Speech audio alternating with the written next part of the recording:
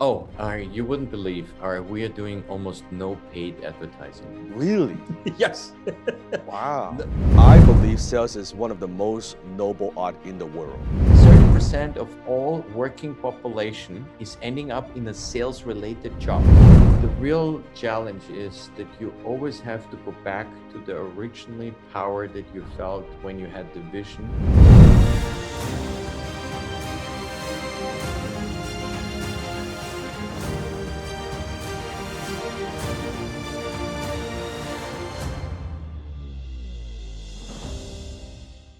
Welcome to another episode of the Dan Lok Show. Today I am very, very excited because we're going to talk about one of my favorite subjects in the world. If you're my fans, you know that, and that is sales. We're going to talk about sales. We're going to talk about CRM. And today I have the CEO of Pipeliner CRM with me, Nikolaus. Welcome to the Dan Lok Show. I'm very pleased. Thank you for inviting me. And before we jump on the show, Nikolaus and I, we were just talking a little bit about his background. Share with us, when did you come up with the idea for the business and what inspired you to even start the business in the first place? Well, I have a very interesting background from my family. So we had always entrepreneurs in our family, but I'm coming from banking compliance originally. So Yes. we did banking, and when we were in the process of selling the banking solution, and I'm originally from Austria, Vienna. Maybe you have figured it out of my accent. I'm not speaking like Arnold Schwarzenegger. He has a little bit of different accent because he's coming from a very similar background in Yes. Austria, where my family is coming from. But the point is, it was pure coincidence at the beginning. Yeah. I was invited by IBM International to a conference, and I've heard a guy speaking about our pipeline management. And I walked after 3 days, and I said to him, I love what I see. I admire what I see. Can I buy the software? I sign up. Where's the contract? And he said, well, what you saw was only an Excel file. And I said, wow, Excel file. And then he said, yeah, we are not allowed to use that at IBM. I'm training around the world the people. And I said, wow, this is great. I love the concept. And then my entrepreneurial thinking immediately jumped up, and I said to him, yeah, immediately. And I said, what is if I take this file and make a software without knowing what that means? Yeah. And he said, yeah, no big deal, because I'm a trainer. I cannot program. Yeah. That's how it started. Yeah. Yes. That was how many years ago?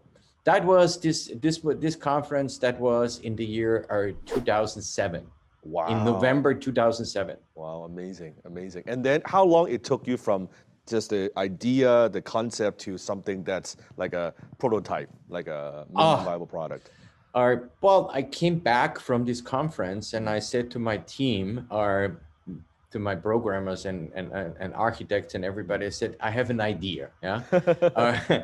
Let's take a look what's out there. And so we investigated. Yeah? Okay.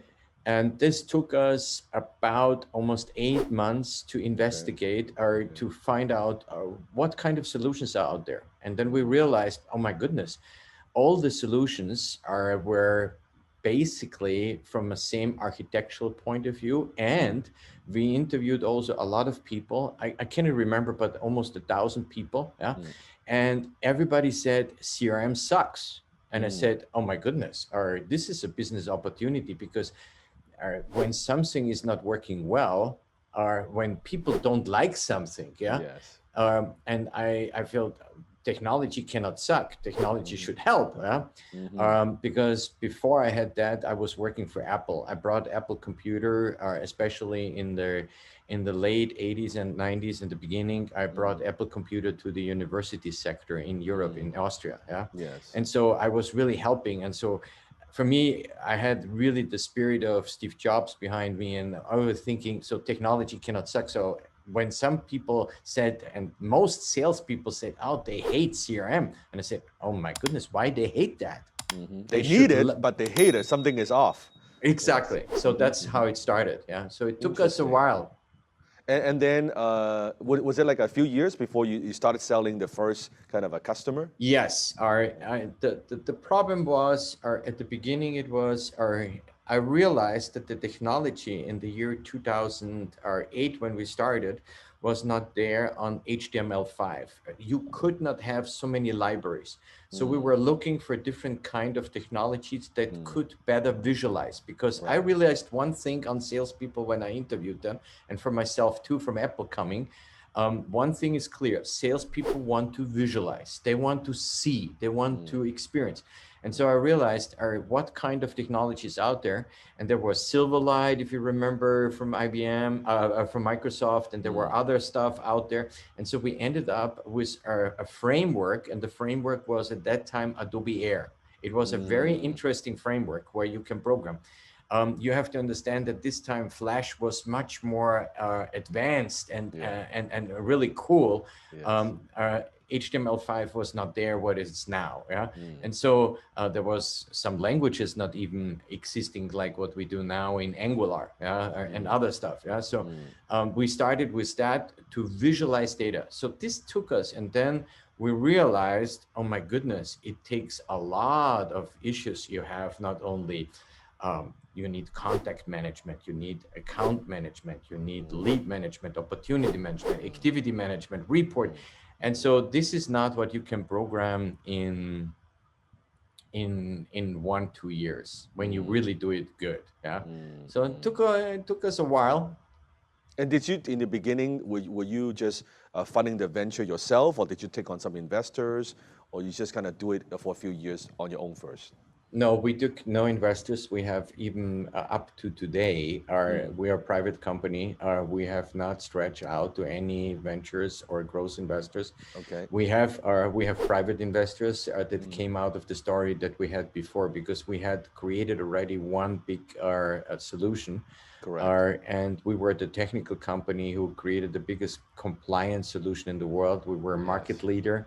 Yes. And we had multiple data centers that we did, and we programmed from the beginning to the end, and supported everything. And that was then sold to our Thomson Reuters, and that was we had still contracts going on, and so we felt, okay, let's do this. Let's try a new baby, and so we financed it by ourselves. Yeah. Got it, got it. Because you have the successful exit, and then you have the investors relationship. Hey, I'm going to do another venture. Do you guys want to get involved? And that's kind of how it got started, right?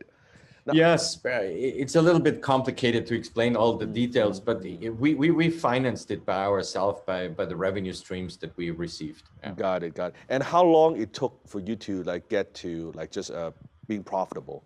Was it very quickly in the beginning, or it took a few years? Oh, it took a couple of years. It took Okay. a couple of years, because you see, it realized this market is really very competitive. Yeah, I was going to ask you that. Yes.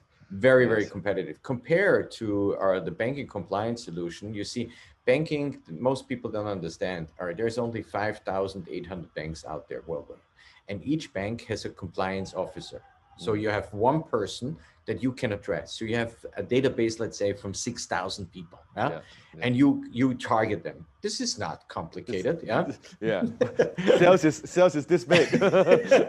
and not only that, if you go in companies and you want to start selling CRM systems, you have to understand that there is approximately around, basically in the US alone, 500,000 companies starting every year. Yes. 500,000.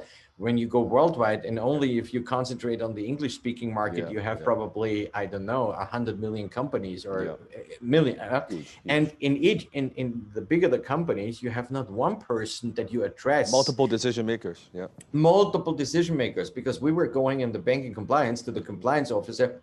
You have a problem.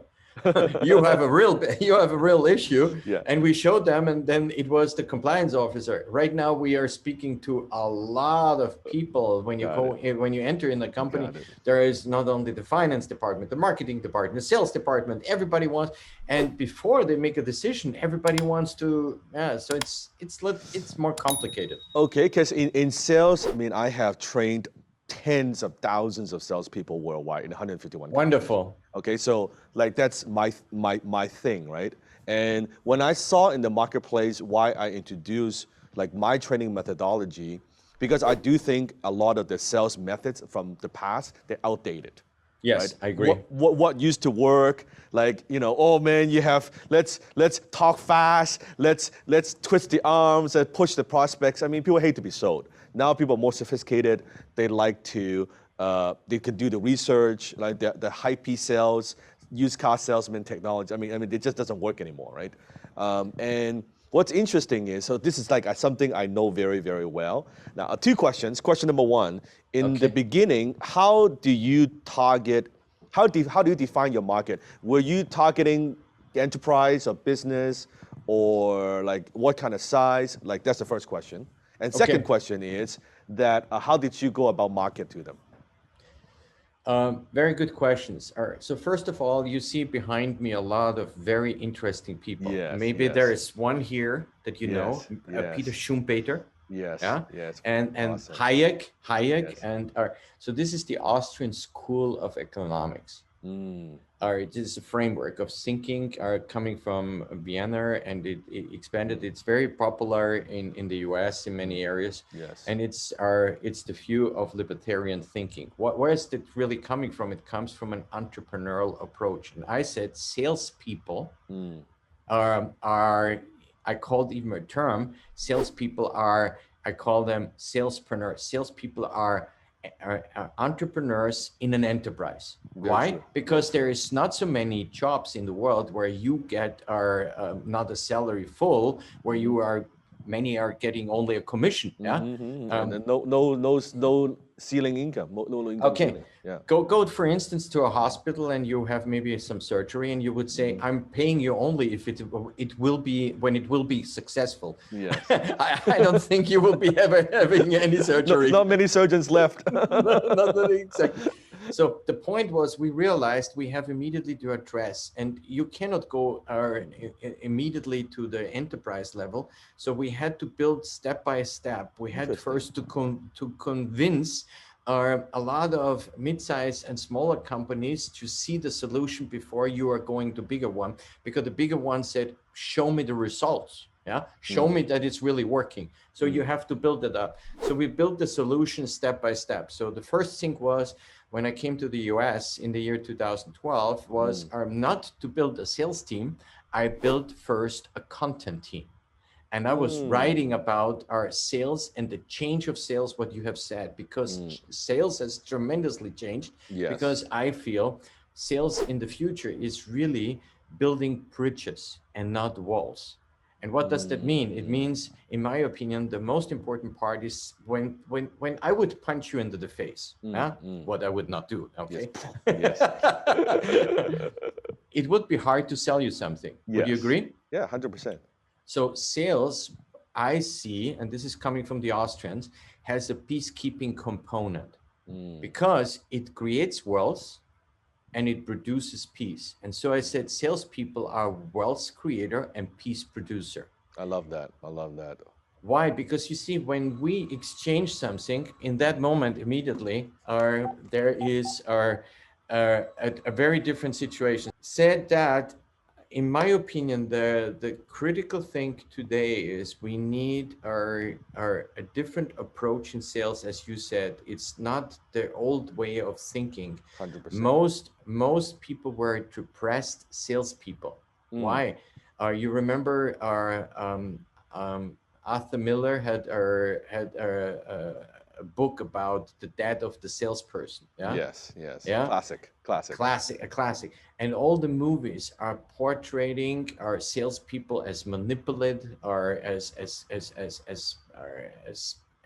people. They are greedy. Which I'm glad you bring this up, because I believe sales is one of the most noble art in the world. Right? Yes, I agree. And salespeople, they feel like, salespeople themselves, they feel like, oh, it's almost, as let's say as a parent, right? Your kid comes home If they say, hey, mom and dad, when I grow up, I want to be a doctor. Oh, great. Awesome, son. If they say, when I grow up, I want to be a salesman.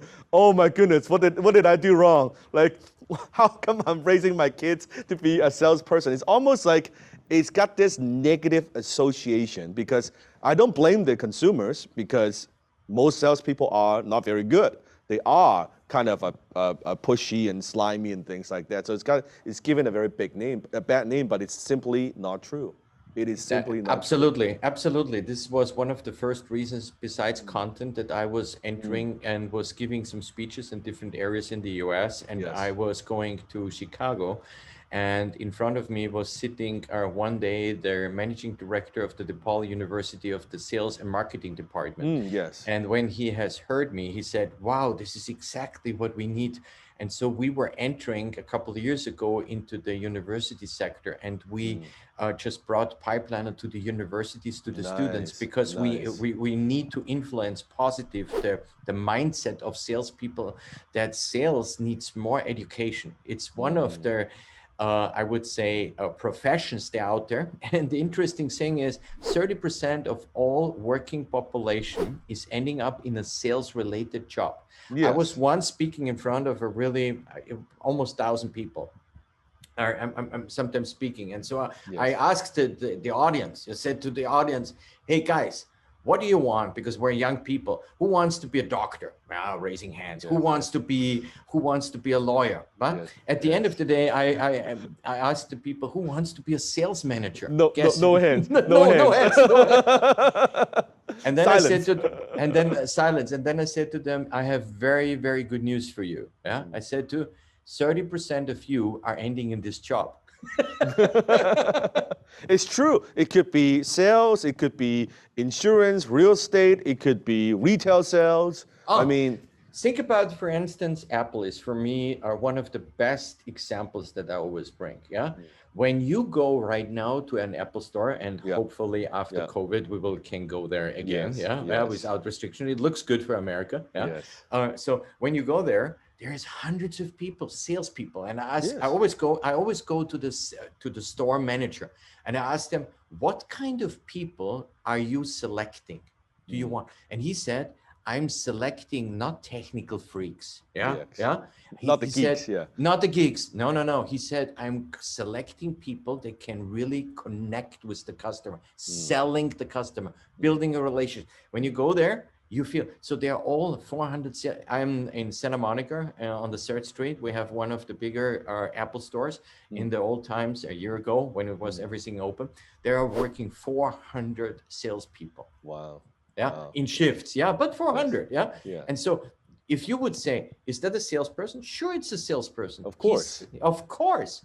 So many people ending up in the sales job, but they would never say, oh, this is sales. It is. And what about like right now? So in the beginning, you go after the market of like smaller kind of individual business. Do you have now different verticals? Because I see on your website, what are some of the main verticals that you focus on now? We are right now more upstream. We are an enterprise solution today. We have also enterprise customers. But the point is, we were moving up slowly. And the point was, we felt immediately that manufacture, insurance. I see financial services. Financial services. Insurance and we have a lot of, but we are focusing on 4 or 5 categories. Got it. And entering into that, especially in the manufacturer area, it's very important. And I think the interesting thing on that is, I always say, what you like, you use. I have 3 kids, and my youngest, he's 13 right now. And I never have to convince him to use the phone. I have to be hard on him to take the phone away. Because he likes it all the time. So so when you like something, you use it. So the adoption, when you have a technology, so this is exactly the opposite as 10 years ago, where people said, salespeople, oh, I hate CRM. No, because there were no benefits for them. If you have created the visual aspect, what we do, and people like the software, you don't have to convince them. when you don't have to convince the sales manager that he's rolling out that because the people will like it, what he's getting, he gets the data. He gets the data. And on only when the data is correct, Then you you get keep the his pipeline report. full and close deals. Yeah. Not only that, you can make predictions, you can better analyze, you can give some clear plan about forecasting and quotas and if the data is correct. One of the problems that we had are right now around the world, when you see where the data are incorrect, is on COVID. Nobody was any longer trusting any data because they were incorrect. Isn't that true? Yeah. Yeah, We were that's all right. confused. I'm not Yeah. blaming anyone, but it was so confusing.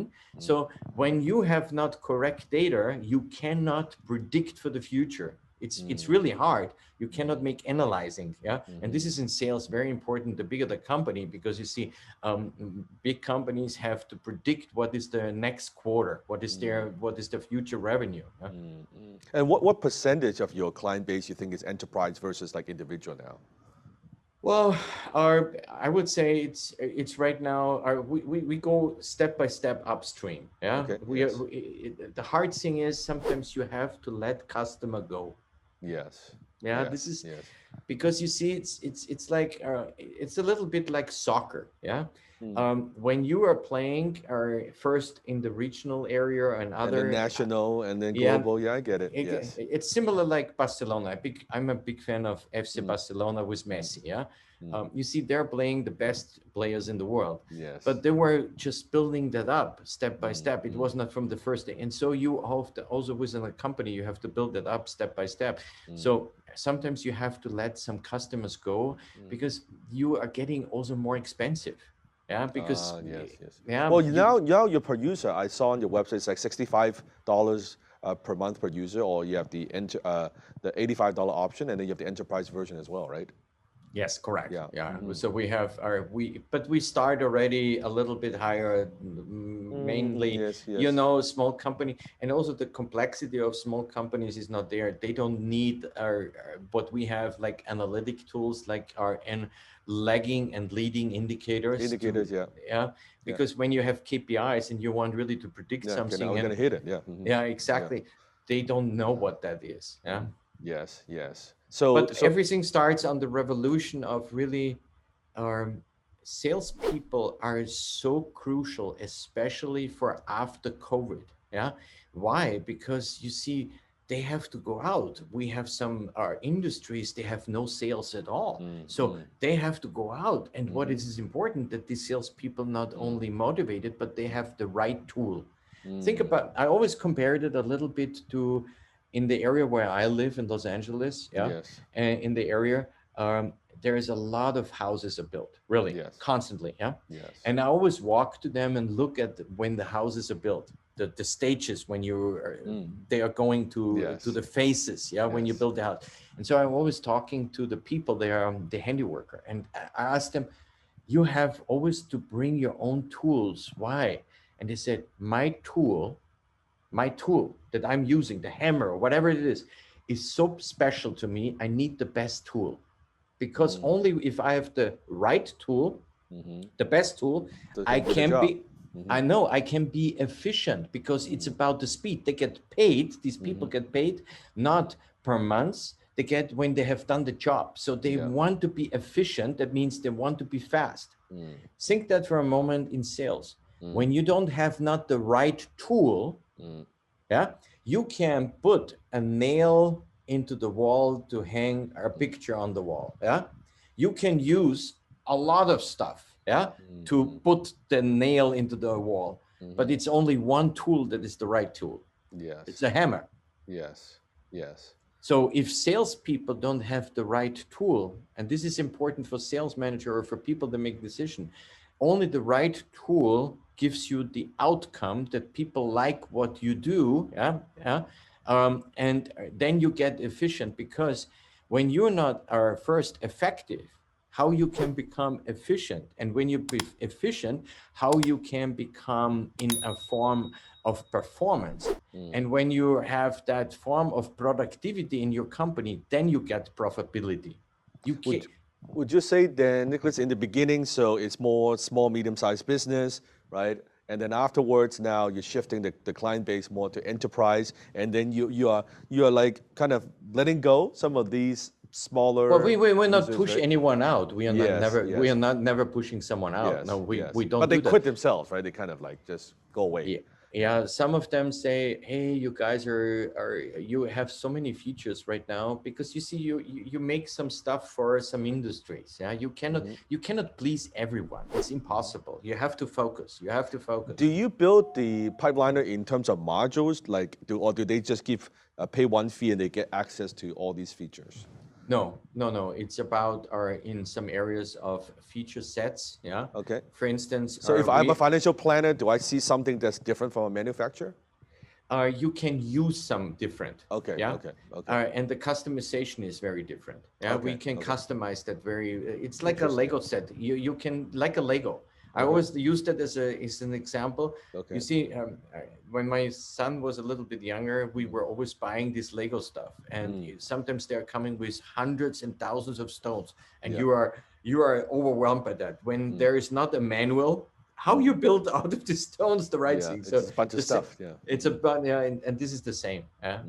I got it, got it, got And so I, I, I want to know this because it is a very competitive market, right? You, Yes, it you are is. competing with giants. Like we're talking like Salesforce. Salesforce, HubSpot. Like I've had Brian, the CEO of HubSpot, on my show as well. Like well, we're good friends. So how do you see your product different from all these other CRM that's out there? First of all, our from a concept point of view that you see behind me, yeah, Yes. we have our an approach that is really coming from a bottom-up approach, and we say our everything what the salesperson sees or the manager sees too. There is not a different view. So why we did that, and we give some features because we believe in self-responsibility.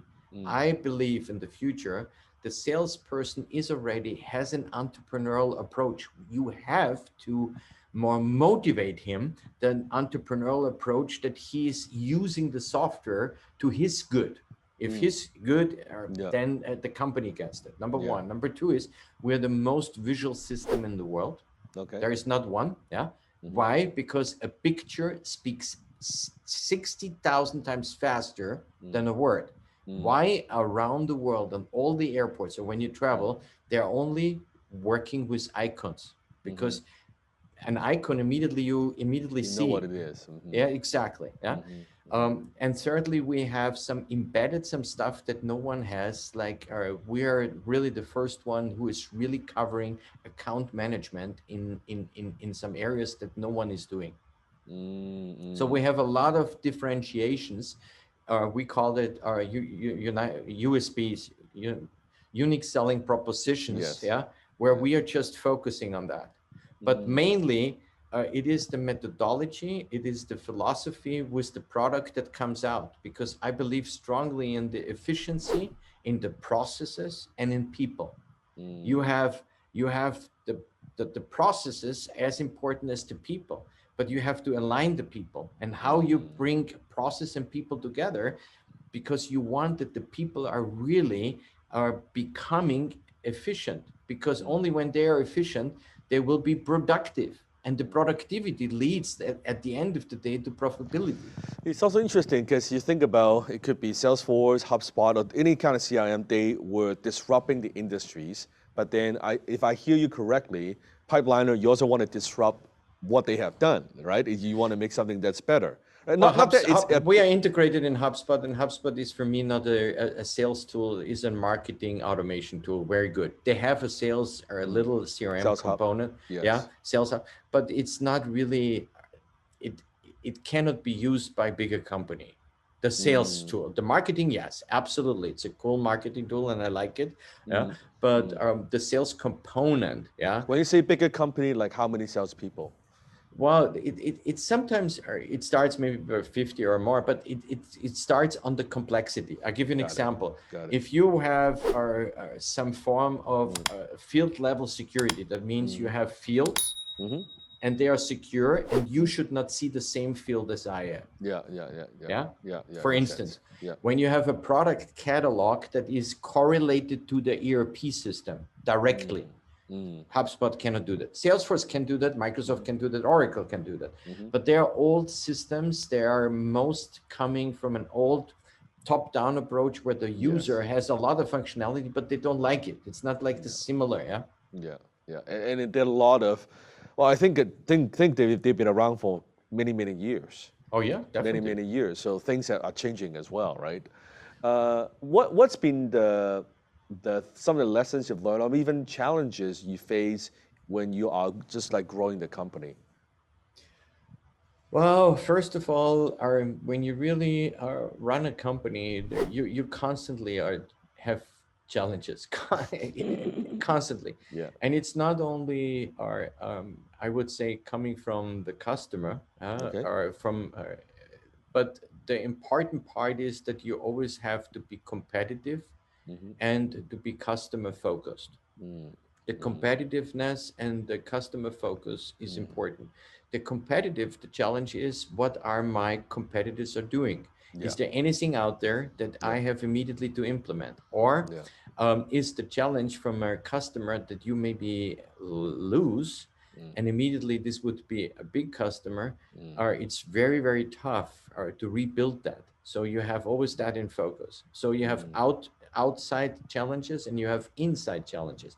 When you grow a company from scratch, from zero, you are not starting immediately with the star team, Yeah. because mainly on the employee side. Why?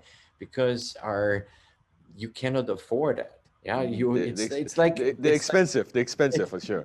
yeah, Yeah. this is like the similar situation that we spoke before with soccer. You play on a regional level, yeah, and so when you grow, the challenges are getting more and more in that area. How you replace, how you work with people, how self-responsible some teams.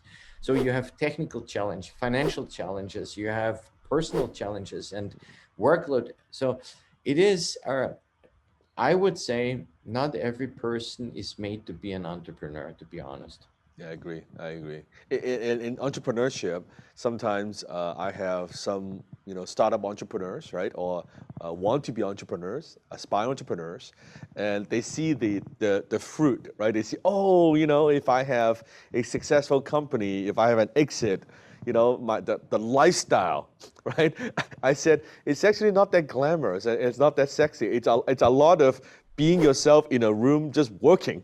Like it's not that glamorous at all, actually. Then I'm give you a secret.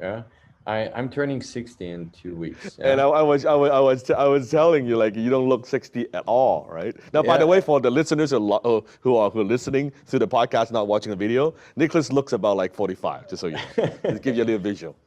So for me, the point is, um, I was recently watching 2 years ago the Viennese open ball, Uh, beautiful, yeah, yes, on television, yes, yeah. yes.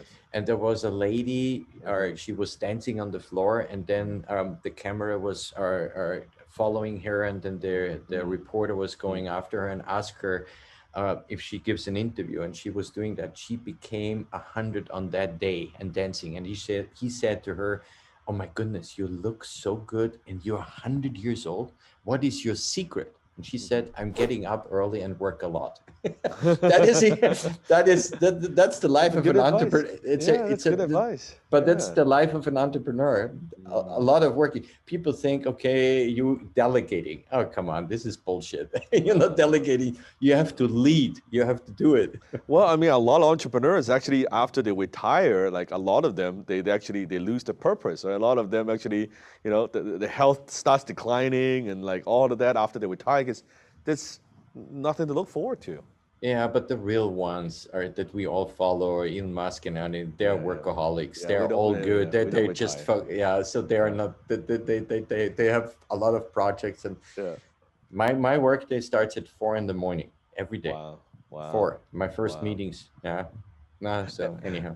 I'll share a quick story with you because where I live, my building, my unit, right across my building, there's an office of Jim Pattison, and Jim Pattison is like the richest man in British Columbia in my state, right? Multi-billionaire, owns a huge, massive conglomerate. Here's what's interesting. When I see in the morning, because I can see his office in the corner office, he's the first one that gets to the office 6 a.m. He's the last one to leave. And he's always there on Saturday. Wow. Yeah. Like Yeah. he is there before any one of his team is there. He leaves the latest, and he's 90 years old. Oh, wow. Wow. 90 years old. Yeah. But to answer your question for me, the the the, the real challenge is that you always have to go back to the originally power that you felt when you had the vision, and I that you love that. I love that. believe in that, when you think it's correct and you hang on that, and you go to the tough times, because this power can nobody steal. When you have a vision, and this is really not a dream. A vision and a dream is different. So many people dream of some stuff, yeah, No, but I appreciate it. never get legs behind, yeah. They dream on sitting on the couch and dreaming of be a famous basketball player, but never to practice, yeah. It's a dream. When you have a vision, you get up in the morning and make training. Make it happen.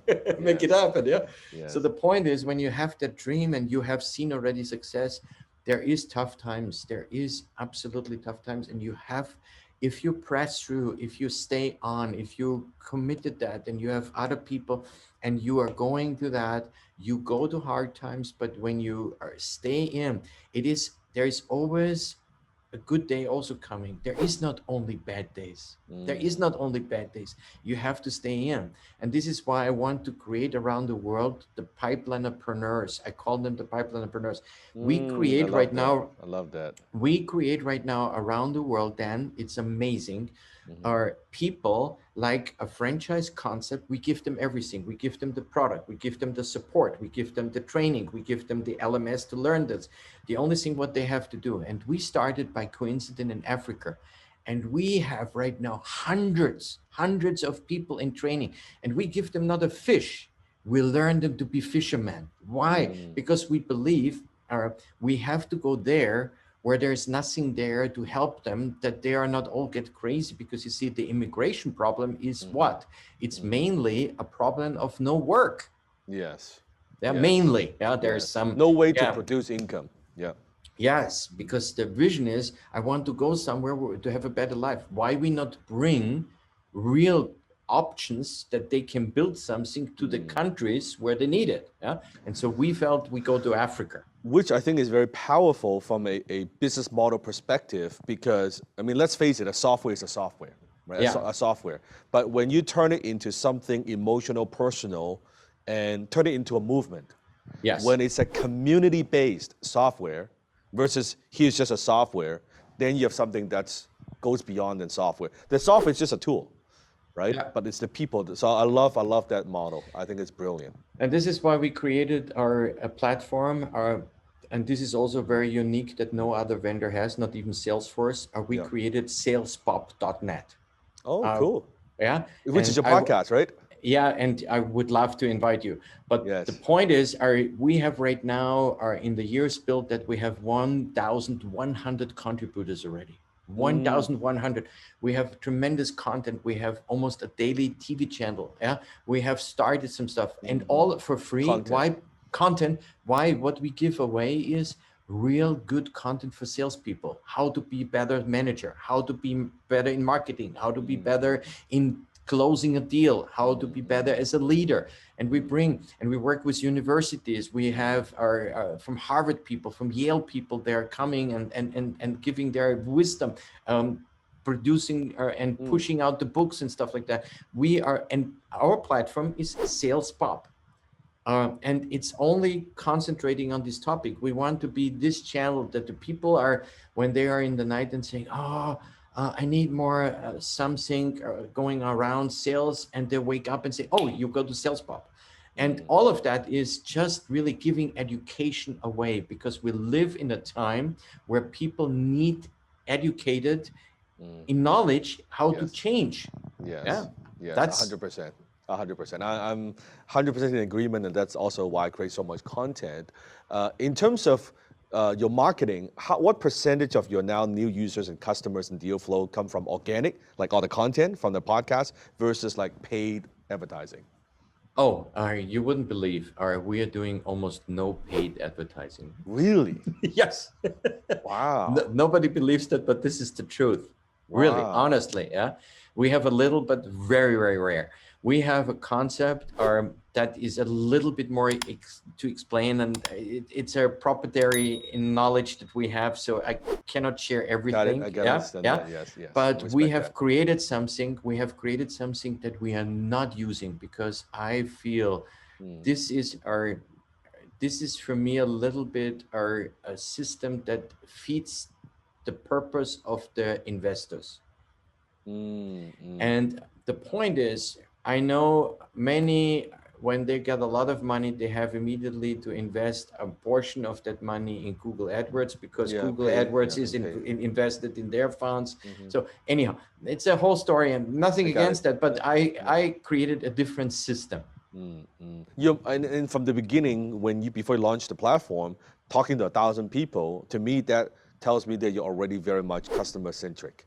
Yes, Like, because that's a absolutely. lot of people to talk to before you launch something, right? Like 100 people, I get it. 1,000 people, that's commitment right there, Yeah, right? yeah. And then, so that's interesting. So no pay, like, oh wow, okay, Yes, that's interesting. yes, this is Wow. we feel